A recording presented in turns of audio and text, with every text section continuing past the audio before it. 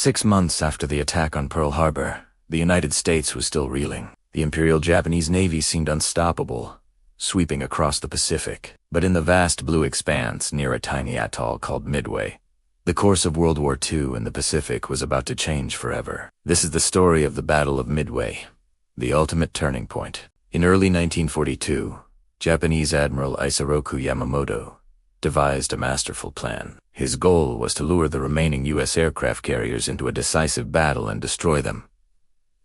The target, Midway Atoll, a crucial American outpost. Yamamoto assembled a massive fleet, the largest naval force ever seen at that time, confident of victory. He believed the American response would be predictable, falling right into his trap. But the Americans had a secret weapon: codebreakers. Stationed in a basement in Hawaii, a brilliant team led by Commander Joseph Rochefort had partially broken the Japanese naval code. Hotai na 25, they picked up chatter about a major operation targeting a location codenamed. Rochefort suspected AOF was Midway. To confirm this, they sent a fake, unencrypted message from Midway, reporting a water shortage. Soon after, they intercepted a Japanese message stating that AF was short on fresh water. The trap was sprung, but not on the Americans. Knowing Japan's plan, Admiral Chester Nimitz, commander of the U.S. Pacific Fleet, took a huge gamble. Despite being heavily outnumbered, he sent his 3 available aircraft carriers,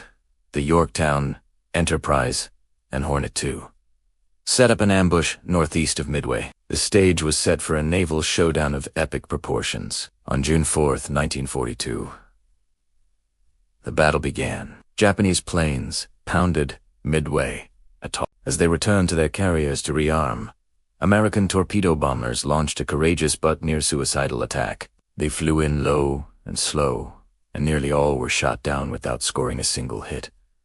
But their sacrifice was not in vain. They drew the Japanese fighter planes down to sea level, leaving the skies above the Japanese carriers unprotected. Just then, American dive bombers from the Enterprise and Yorktown arrived. Plunging from high altitude, they caught the Japanese fleet at its most vulnerable moment. In a chaotic, heart-stopping 5 minutes, they hit 3 of the 4 Japanese carriers, the Akaga and Soryu.